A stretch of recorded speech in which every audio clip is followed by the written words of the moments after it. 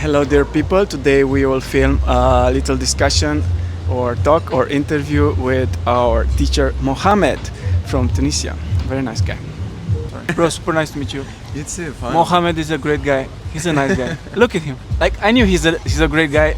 I have this thing. I have a way with feeling the person right from the first interaction video, the first ever. You know, I look at that. I'm like, okay, I kind of get it. And sometimes I'm wrong, but 90% of cases, my instinct is correct. You know, I don't know. There's something about the energy which you can feel.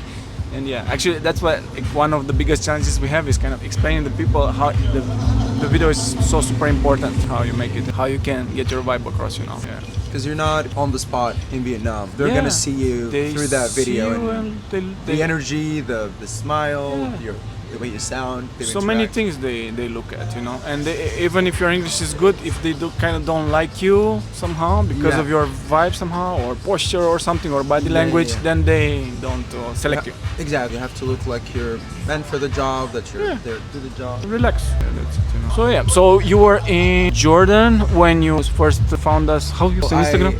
I found you guys on Instagram. I think a year now. Maybe since January. You know, I wanted to start traveling. I'm 27, but I've never really lived almost abroad. Almost in 3 days. Thanks again for the cake. You know, I've never really lived abroad before, so I was like, okay, I just want to start now. Jordan is abroad. Yeah. I'm Tunisian. You're Tunisian. From Tunisia. Yeah. From Tunis even. Tunis. Yeah. So I was in Jordan for a couple of months. I was volunteering at this hostel. In Amman or? In Amman, yeah. I was there. It was beautiful. Cool place. Yeah. A little expensive. A little sketchy here and there. I felt. I don't know. No. Like honestly, I felt very comfortable. People were very nice. Were very friendly. But what language you speak there? If you go, you can speak Arabic and they understand. Yeah. So basically, it's different Arabic. Yeah. So every Arab country has its own dialect. Yeah. So for one reason or another, for example, a Tunisian can understand a Jordanian, can't really understand a Moroccan. An Algerian could understand a Tunisian. I don't know. A Libyan can understand an Egyptian, maybe not the other way around. So every country has its own. Who's the one who understands everybody and nobody understands him? Is there Moroccans? I would Moroccans? say. Moroccans, I think they can understand almost all the dialects, but I don't understand Moroccan. And also big population in Morocco, right? Huh? It's big population. I think it's one of the biggest. Or no, Egypt. I'm not sure. I think Egypt is 180 to 100 million. I think it's very close to Vietnam's population. Vietnam, 100. Yeah, it's a lot of people. Like Ho Chi Minh City is 10 million. That's like Tunisia. The whole country. Wow, everyone I know. The whole culture, the whole history. My country 19. Yeah, just the 10 million. So it's Vietnam is. So I was in Jordan, and I was already. I was in what? Volunteering. In Jordan, yeah. I was volunteering and also translating, and I remembered you guys. I texted you, but also Julia, and then you got back to me. We had that video chat. It was pretty smooth. I did the payments. I think the same day we started. Yeah. You were quite decisive, I remember. Yeah. Because I wanted to commit to this. I just wanted to just do it. I had already put it off for 6-7 months. Like I said, I heard about you maybe in January, December last year, and then I'm super grateful. Thank you so much. No. Some people just. Thank you. Yeah. No, it's like win-win, 100%. Some people come and they know what they want and they trust and they have the good setting. They already have the setting made somehow, like you. And some other people are like doubting themselves and some. But yeah, the thing is, in my opinion, and maybe correct me if I'm wrong, if you're young and you're not committed to some family or some commitments in your home country, like something strong or something like that, you're just young and your English is good. Hey, what do I want to do with my life? I'm not really sure yet. Like, bro, just go to Vietnam, teach for 1 semester or 1 year, and you'll see. You cannot really go wrong with it. In my honest opinion, it's not because we are doing this professionally. Like honestly, like Vietnam was a discovery for me. Also, like when I came first here, I was like, wow, this is great, it's so nice. I never thought I never even considered like living in Asia or Vietnam. And if I were Vietnam specifically, like obviously everyone's heard of Vietnam, but I had no idea like how beautiful our country is. Yeah. The opportunities and possibilities. The country is amazing. And people still associate it with war or something. That's all people I knew have issues. They're like, what, Vietnam? Is it like war? No. Oh, it's so safe. This place I have ever been to, I swear to God. It's so safe. Yeah. So safe. They're super nice. Like worst thing that can happen, it happened to me first evening ever in Vietnam. I was in Bui Vien Street. I was tired, jet lagged, and they took my phone from my pocket. It was crowded. I was filming with the GoPro like that, and from the pocket, they just my hand was up. They just took my phone, bro. That was like, welcome to Vietnam, you know? Vietnam, yeah. I lost my but I forgave them immediately. I went, I bought another phone. And now I know, okay, when it's crowded, of course. You close your pockets, you always it feel can yourself out. Yeah. But that was Bui Vien, which is the most famous party street in Vietnam. Yeah, I know it. Super crowded, crazy place. Can happen. If you go to your average street in Vietnam, it's a bit more crowded. I had my phone robbed 2 days before I left Tunisia. I leave my laptop in the cafe. I go half an hour. I go outside. I swear to God. Yeah. I find my laptop there. I buy a second coffee. I continue working after. It's like this. It's so safe. Yeah. Like I don't feel afraid for my stuff. Like you said, if I leave it somewhere or like. You have to love that about Vietnam. Yeah. People are so trustworthy and nice. And nobody gives you kind of excessive attention. You know. I love that. They have this public privacy thing where I think it's because there's not a lot of space, and so like. Yeah. Like so many people have to live very close to each other. Yeah. And so you're forced to do your thing You're forced and to not ignore each other a bit. exactly and not care for what the others are doing. So like 50 people in the street, you're all eating, no one is looking at you and if someone were to look at you, it's out of genuine curiosity. Oh, you're different than me, and that's interesting, and it stops there. Yeah. Or like I noticed that they notice that I'm not from here. You know, exactly. Sometimes they kind of look a little bit, but then immediately they kind of leave you alone. They don't give you any attention. I like, for example, I have this thing. I like to go to a gym which is like very local gym. I have this thing like noisy, old style. You know, it will be only Vietnamese there, 100%, or maybe sometimes some foreigner, but rarely. And I so much love the attitude there and the vibe. And nobody like they are all noticing you that you're completely different and so on. But they just leave you alone, and they're not just leave you alone. They're like polite. They offer to help you in the gym if you need or something. I don't know, and it's nothing awkward about it. Yeah. You just the most 100% Vietnamese place, and there's no awkwardness like at all. They just notice you, half a second, you feel it. That's it. They notice you. It's a foreigner, okay, and then it ends there. Completely. It ends there. Yeah. It's not everywhere like this, you know. There are places, like India comes to mind, top of mind. I went to India, you know, and they're like, they will stare at you, bro, you know. And me, I'm an extrovert, you know, but also I have an introvert. I'm that one of those kinds of people that is extrovert, introvert at the same time, and I kind of switch between them. And like India is intimidating for me. Like I go there and to be all the time in the middle of attention, I don't like it, you know. I get that. Here they don't care. Invisible. You're in, I like. Especially Ho Chi Minh City, which is such a huge place. Yeah, like 10 million people. They don't have time for you. Just and these people here from literally all over the world. Yeah, so that's it. So I'm so happy you like it, you know. No. First time in Asia, Yeah. I mean, Jordan is Middle East. Is that Asia? Is that? I mean, Jordan is in Asia. Is in Asia, technically. But you say Asia, you think about China. Yeah. Let's say like East Asia. First time. Yeah. East Asia. Yeah. I mean, I did spend a night in Kuala Lumpur airport to save a little bit of money on the flight. Almost doesn't count. Didn't get out of the airport. I'm hoping to go there this summer. Oh, it's nice. I like it. Yeah. Some people say it's not nice, but I like it very much. Kuala Lumpur. It's a big Indian community, Indian food. I remember very good, tasty Indian food. That's what I remember. And it can be more hot than here, which is hard to conceptualize. But I don't know. I remember the heat hitting when I landed in Kuala Lumpur. You know, from the plane to that bus thing. I remember the. Here also, as soon as I landed, I felt like the air is different. But I guess I've adapted to the weather now. I can't believe how sunny it is. Like today is December 27th, and we're wearing shorts. 27, yeah, like just after Christmas. Yeah, you have to love that. Yeah, actually, because so in Tunisia it's quite cold right now. Yeah. How cold is it? I'm not. How many degrees? I'm not sure. Maybe around 20. Like I haven't checked in a while. Yeah, it's a lot, bro. Like in Romania we have like 5. I mean, it's cold and rainy right now, but I don't know exactly. That's good. It's not like this, yeah.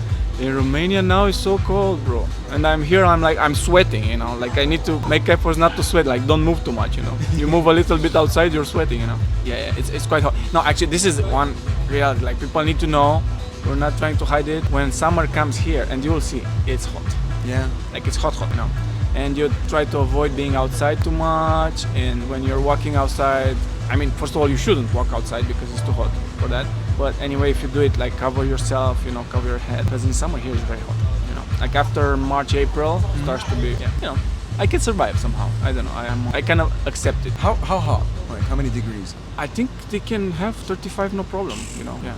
Even more maybe sometimes. Yeah, that's hot. It's quite hot. And there's no rain. It's just the sun. You know, it's a lot of sun. And you know, you stay more inside. Drink water a lot. Wear sunglasses. For me, I can stand the heat while I'm awake, no problem. Actually, I'm okay. Just when I sleep, I indeed like the heat gets to me somehow, Yeah. and it's either AC, which can be too much. It's very hard to find that balance where I can sleep comfortable. It's either too much AC or it gets too hot in the night, and I can kind of wake up because of that. That's kind of my problem with heat. So But to it say. never gets cold. I remember when I was looking for a place and I asked the real estate agent, I was like, does it have a heater? And she laughed and was like, you're not gonna need a heater. You don't need a heater. Yeah. In the north, actually, it can get cold though in the winter. You know. Yeah. But even there, they don't really have heaters. So in the winter, they are just cold. Look at that. Yeah. They're just cold for 2-3 months. Yeah. So I'm just gonna order some water. Yeah, bro. Oh, sorry. I even have some more, but I need a glass. Sir, Or they have sparkling. They have. Can I have some sparkling water and a cup of ice, please? Thank you so much. Would you like big one or small? Bottle? A big one, please. Sorry. So happy you like it. Yeah. So that's it. You found us. You got accepted. We will not name any names, but as I remember, you had a very good employer right from the start. I mean, very good in terms of like we have a very good feedback about your first, because you switched to employers, and both are very good actually. Just the first one, they didn't really. I don't know what happened there. I don't remember. I'm more comfortable with the second, honestly, employer in terms of like clear communication. I like the communication schedule. is one problem which can happen in Vietnam. Exactly. I like my schedule. I like my schools very much. I teach in 2 schools right now. Public schools there. Yeah, public schools. 1 middle school and 1 high school. How big is the class size?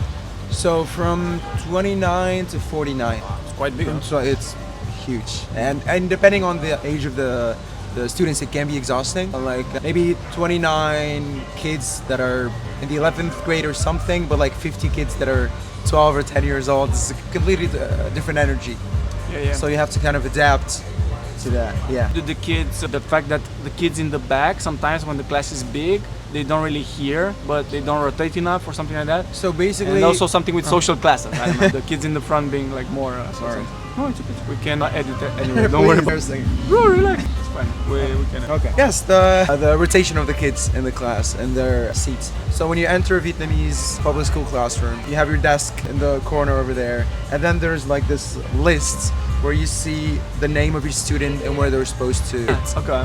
So this student, I don't know, Win would sit here, he would sit there, and it's very helpful. I found that when I started using the kid's name, like first of all, they find it funny that when you're struggling to correctly struggling, bro. Exactly. You cannot say those names. Exactly. But after a while, you learn how to say the names correctly. You don't even look at the paper anymore, and it's nice when people call you by your name. And I feel like it's the most precious word in the language. Actually, you know that. Yeah. Everybody's most loved word, which they want to hear, is their name. Exactly. All of us. So when you call a student by their name, it's a thing. It brings you closer, and they just like you more as a teacher. You're walking in the hallway, hi teacher, and you call them by their name. I like that. So the rotation, I think, happens maybe once every semester, maybe every few months. It doesn't really happen that often, but I do try to move my students around. Depending on the class. 50 students. I think it's a good idea, to be honest. I try to bring them to the front to be closer to me as much as possible. If I know like the student's English is really good compared to other students, I would put that student specifically in a certain place so he would help his friends and his classmates with a certain exercise. Speaking. Sometimes I even give them the microphone and like, you're the teacher now. Animate the class and for 5 to 10 minutes. And because I told you I heard kind of stories that the kids, maybe this is a bit of a taboo subject, but I don't really care. That the kids who are like parents who are a bit higher social status and position, right? They tend to sit closer to the teacher in the front, so they hear better the teacher, and that's kind of a thing a bit.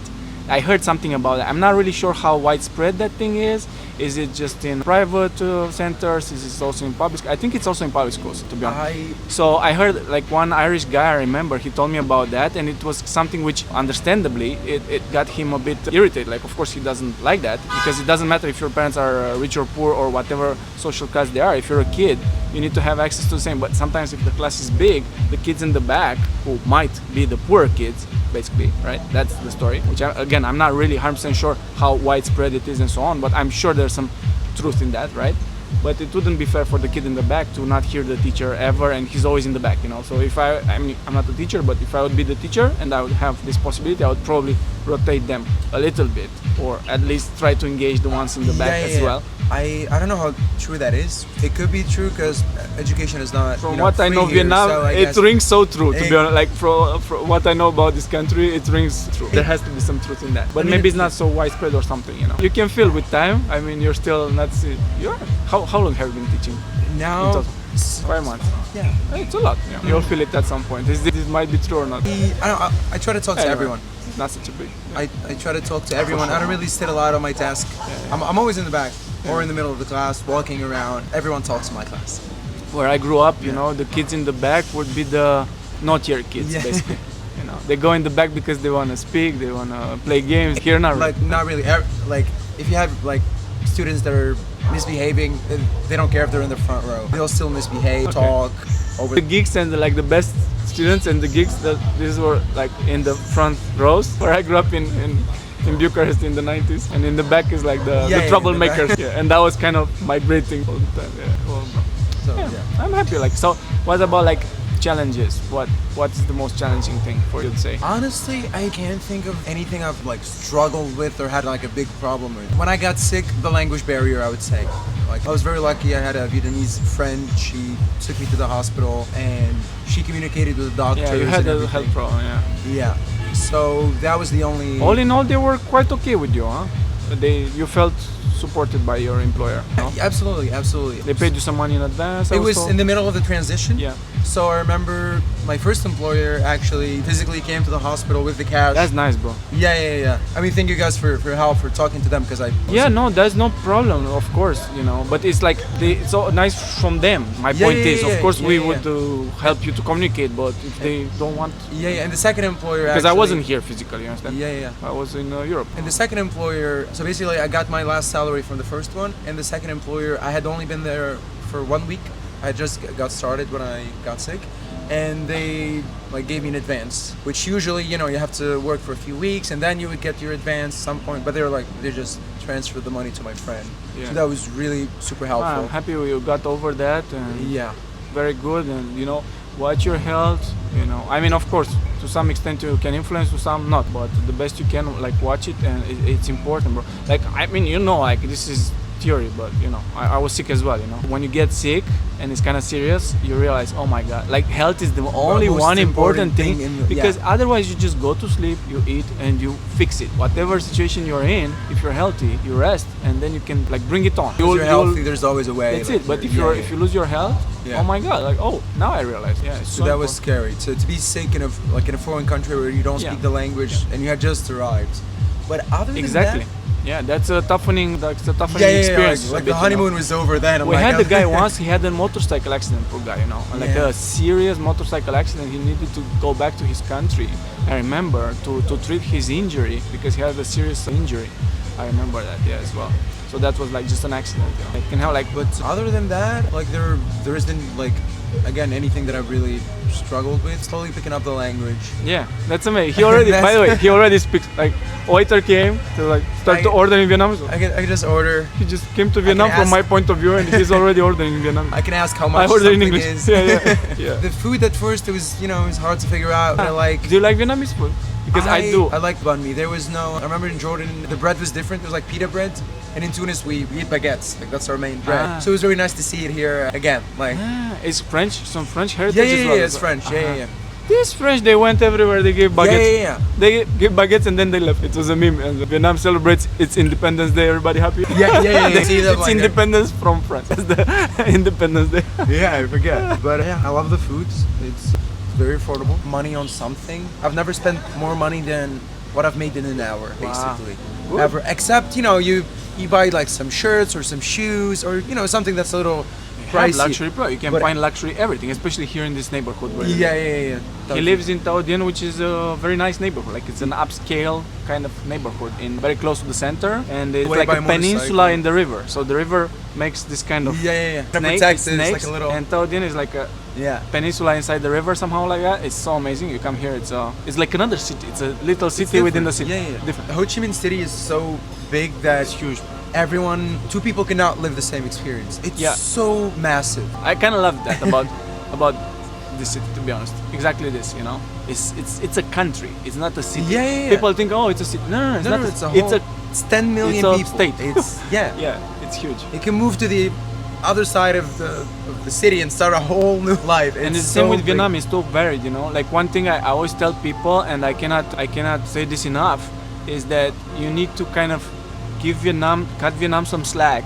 Don't judge it when you come. Maybe it's not everything perfect at the beginning. You have a bit of shock, especially some cultural shock, you know. But if you cut it some slack, like it will grow. 100% guaranteed it grows on you over time, and it's so big and it's so varied and so many things to see and to visit, you know. And when you have a bit of time, you take a cheap Vietjet flight, you know. They have their own low-cost airline, Vietjet.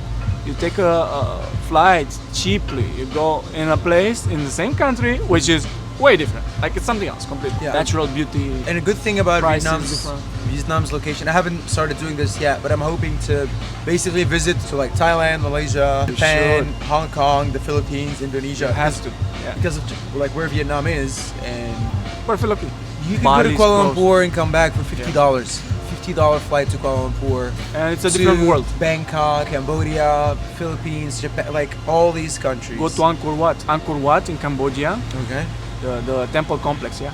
It's amazing. Like I visited twice Angkor Wat, and it's mind blowing. Like for me at least, I love history, but not just about history. It's about the feeling you get when you are there. You know, like it doesn't feel real. You know, like you feel you are in a different time, in a different place completely, you know, another planet. It's so crazy, you know. It's so impressive, Angkor Wat, if you go. And not just Angkor Wat, but they have many temple complexes there. And not just, Angkor Wat is just the biggest one, but it's like, oh, it's crazy. You go there, you do 1 day trip, they take you in the morning, it's cheap, you know, but you need to be in the city Siem Reap, which is close to the Angkor Wat, and they take you in the morning at 4 a.m. or something. You need to wake up super early, but then it's, oh my god, such an experience. For me, it's amazing. Like it's something. It's definitely one of the wonders of the world, you know, if you see it, you know. And it's here close, you know. You take a flight, they have direct flight, from Ho Chi Minh they have direct flight Siem Reap, You can also take a bus for, well, like, I think 500K, just like $10. Yeah, you can take a bus from Ho Chi Minh to the capital. But it's more far a bit. But still they have buses. I took night bus once, and I slept all night. In the morning I was in the, that's another thing you can do. Yeah. Take night bus. I remember taking that. It was weird. I've never been on a sleeper bus before. Oh, I go to sleep.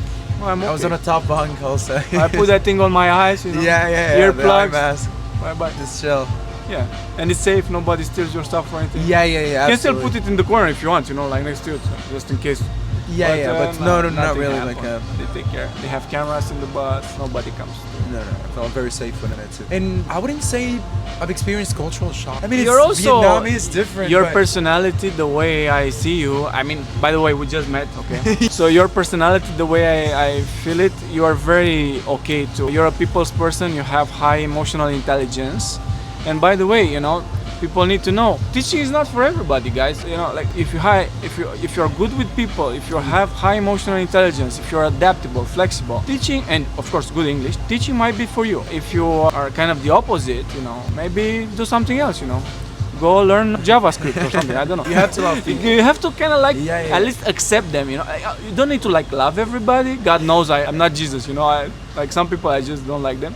But at least kind of give them the acceptance and try to work with them, and that's it. Especially if you're teaching, you're trying to make someone know things. Yeah. They have to like you. Otherwise, they're just gonna shut down. And I can feel like your personality is perfect for that. You're a teacher. Like you're a speaker. You like to speak. You're in the flow. It seems to me like it's for you. It's one of the occupations you can do easily. I love people. I love languages. Yeah. I love learning languages. I love talking about languages. I love teaching people about languages. So for me it was because you speak Arabic, French, English. Amazing English, I can hear. Much better pronunciation than mine. I need to step up my game. German and Spanish, but German too. German and Spanish. I can speak it like I'm fluent enough that now I comfortably put it on my CV. Like if I were to move to if you go to Germany, you can speak German with them? Exactly, yeah. Oh, so good. But I'm not great. You're so good, bro. You're a polyglot. You're what is called a polyglot, basically. You can really speak all these languages, 100% polyglot. You know? Yeah. I can speak a bit of German myself, but I'm not so confident with it.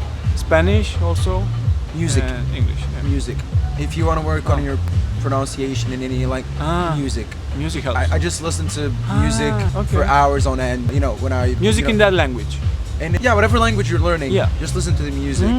Like if you listen to pop, there's all these big stretchy Only choruses. problem, I don't like German music like that. No offense to German. The ugliest music in the world, I think, is from Germany, bro. I'm not speaking about classic, like modern music, you know. They have good Weird. rap and they have good Hip hop, maybe, okay. like indie pop, rock. Okay. There's a lot of good bands. Spanish, though, okay. You just have to look for it. And Spanish, of course, you know, there's. But I don't all have these problem with dialects. Spanish pronunciation because I'm Romanian, so our language is so close to Spanish, right? Okay. Yeah, it's super close. So that's why for us, picking out the Spanish pronunciation is super you're easy. I think I didn't know you were Romanian. I'm Romanian. But you're We're Latin. We're Belarusian also.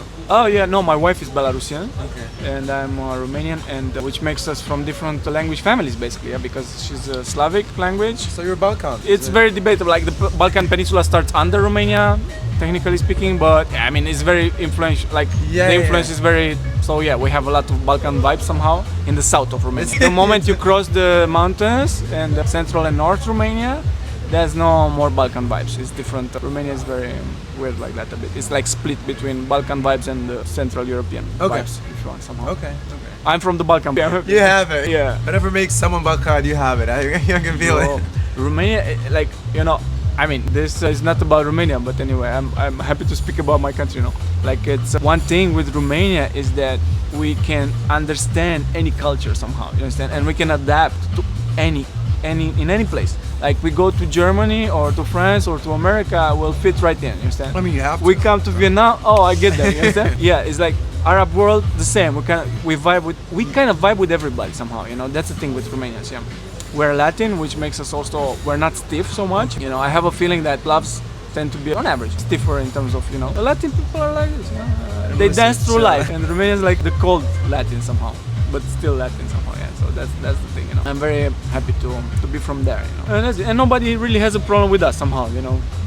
Is nobody, like, they either didn't hear about us or they have a pretty neutral kind of okay view, you know. Yeah, you're not. Romania. It's not. I guess it's not a super popular country. There's no stereotypes about Transylvania, Romanians. Dracula, no. Yeah. Oh right. Romania, Dracula. Like when I hear I'm a Romanian, I'm like, oh, okay, cool. I have no free, you know. When I hear Tunisia, oh, dates, good date. You don't need to make it super long. Like, look, it's already kind of towards 1 hour. I don't know if you have anything else to kind of, if you feel like adding any, like, because the thing is, other than like, what for people, what to expect, kind of, you understand? That's the main, because everybody kind of asks themselves, okay, but what should I expect? What is it? How is it? You understand? Just, you're a guy, you're courageous. You have, obviously, to me, you're a courageous guy. You have courage, right? That's the word, courageous, yeah. Courage, yeah. And you have guts, right? And you need a bit of that, guys. You know, like, don't expect you go, because Vietnam, compared to so many places on this planet, is like another planet. If you go to Venus or Mercury or Mars, or you go to Vietnam, it's the same thing. It's another planet. It's so different, you know. Like, okay, still people, we have common DNA. Exactly. Human DNA is not. It's so different, but yet it's also so familiar in a way. Yeah. The people are super nice and friendly. They're so authentic. welcoming. Like I don't feel that I'm a foreigner at all. Yeah. Like I've never felt like no one has ever made me feel like a stranger or. They take life easy. Oh, That's the thing with Vietnam. exactly. Like, they take life quite easy. Exactly. Most of them. Yeah. You treat people well. They don't have to, no? Not at all. That tension in them, you know. Yeah. There are some which are like more ambitious, who are very money oriented, very work oriented, which you can feel a bit of kind of tension, but there's nothing like the Western kind of vibes of, you know. Like, you go to my city, Bucharest, you know, you feel a bit the tension there, right? Everybody wants to work and has problems, you know, they're chilling. Yeah. And somehow everything works. Like here I feel like it's like, okay, I have to work to make money and maybe my job isn't great and that's it. And that's okay. And then with them it ends there. They don't really complain. Yeah. Honestly, That's the thing. They love what they do. Whatever it is thing. they do, they want to be good at it, and they take stuff seriously. Actually, they're so ambitious. They're hardworking. Yeah. And so like you give a Vietnamese not the best person, communicators. That's the thing. Like, sometimes you can feel, like you said, from the first employer you had, sometimes the communication could be better somehow. I had issues with their feedback. Like I wasn't getting any feedback. Wow. Like, can you need to ask for it a lot. Yeah. Especially in the beginning. Yeah. Like now I'm fine with a new employer. We communicate well. But with the first employer, you need to read their thoughts. Exactly. And possible.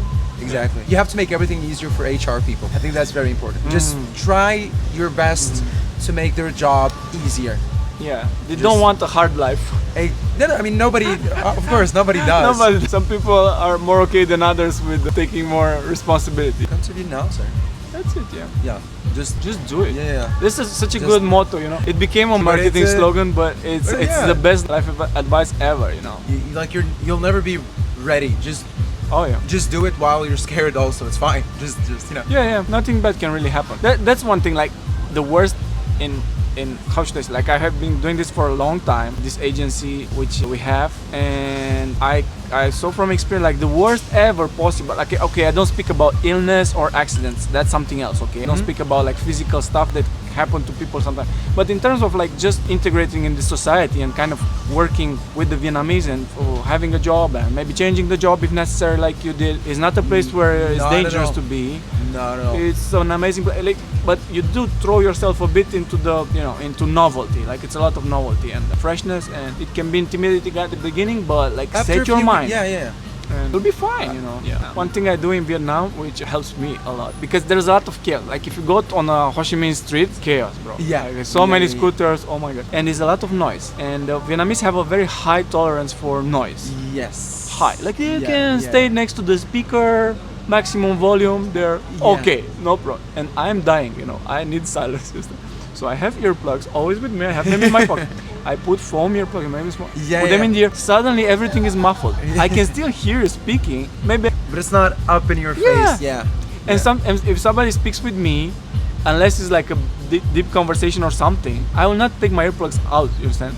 So if I order a coffee or something, or a waiter comes to me or whatever, you understand? I'll just as if I'm deaf, you know. It is- and maybe it is a people lot think I sometimes. have hearing problems. I don't have hearing problems, but it helps me manage the noise because sometimes it's too much noise for my personal threshold. It can be a little overwhelming it. sometimes. Yeah. But you adapt. That's one You- thing. Yeah. You get used to it. Even crossing the street can be difficult at first, but then Which how is done? You know how it's done, yeah? raise my Because hands. You raise your hand And and, then you just go. But you make eye contact. A lot of people they just do this and they no. You have to look into the like the people coming. You look into their eyes. Yeah. So they kind of figure. You'll not kill me, okay? Exactly. Don't do this. Don't like do that. I see people. I'm a good guy, please don't kill me. People close their eyes and cross their. No.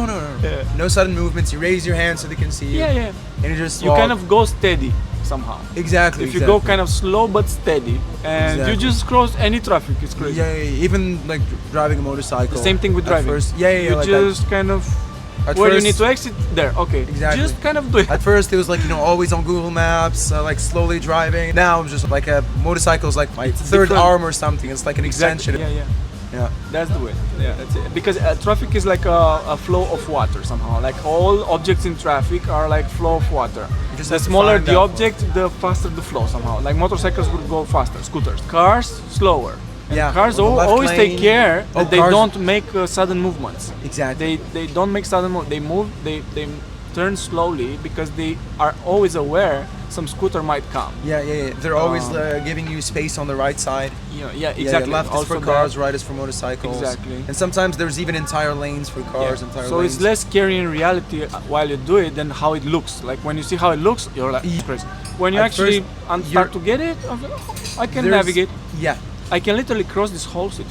Like I'll go on with earplugs. Otherwise, I cross the whole city by scooter, no problem. You know, I put the mask. You know, just like I look like Vietnamese. You know. I put Yeah. Every district is obviously different. Yeah. Driving in Tao Dien is different from Yeah, driving in oh. District 1 or Here you don't need a helmet even. Did you notice? Like so many people don't use the helmet here. It's like Bali a bit. It has Bali vibes a bit, in my opinion. Yeah. But I don't know. I've never been to Bali, but I would say feel safer. Please go. You have direct a plane from here. Really? From Ho Chi Minh, direct plane to so many places. Yeah, no, I know, but I didn't know Bali. Okay. Yeah, I'm pretty sure there is. If not, maybe I'm mistaken. If not, Kuala Lumpur. Kuala Lumpur, For yeah. sure, 100%. But might be Ho Chi Minh City as well. Yeah. Anyway, sure. it's close. That's it. Thank you so much, bro. You're super Thank you. nice. It was so nice to finally meet you in person. This is it. Yeah. So people, Just do look, it, it's- if yeah. Mohamed did it, for sure you can also do it. Everybody can do it. It's not, like one thing. If your English is not good enough, or your presentation, or something, we tell you, hey, we cannot. I'm sorry, or at least work on your pronunciation. As you hear, like his English is great, but we help people get hired with much lower English level than yours, right? In pronunciation, yours is amazing. It's about your energy in class. It's Yeah. about showing up. It's about how you deal. Don't complain much. They don't Exactly. appreciate complaining, by the way. Yeah. Don't argue much. Don't complain much. I mean, obviously, if there's like a pay issue or like a schedule issue, of course you can discuss it.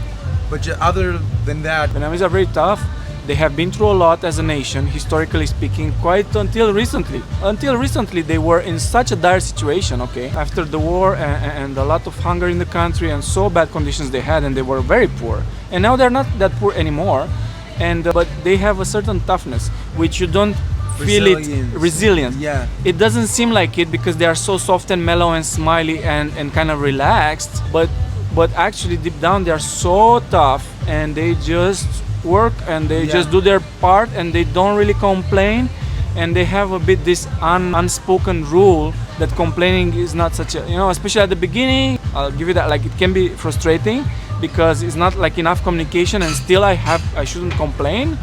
Yeah, I mean, it can be frustrating, but trust me, like, after a while you understand everything, and you start to navigate this new culture somehow. But the more you come, oh, there's noisy, or the class is too big, or whatever, this and that, or like, bro, deal with it. Exactly. Like, show up, Here deal it's like with you it. have a problem, fix it. That's it, and that's what they expect, and that's what they love. And if you do it with a smile, oh my God, like, they love it. Like, they're like, oh, everything, like, the doors open for you. You have, especially in a classroom setting, you have to adapt. You have to be ready for anything. There's no AC. You open the windows. The projector is off. You do the class, the lesson. You need high energy. This is true. Yeah, you can just. High energy people are better in this job. Oh yeah. If you're a low energy person, maybe they have so much energy. Morning people. You go out at 4 or 5 a.m. Everybody's out. Everybody's outside. Everybody's having breakfast, and it looks like it's been open for a couple of hours. It's not like they're opening up. No. Yes. And businesses close early. Yeah. You go to eat at 9 p.m. They're like looking at you a bit. Come on, we're just about to wash the floor. What are you came in our restaurant at 9 p.m. Please get out. They sleep early. They go to sleep. They wake up early. It's like that. So that's it. Let's wrap it up. Thank you, Mohamed. You're the best guy. I really like you. Thank you guys for everything. So nice to finally meet you.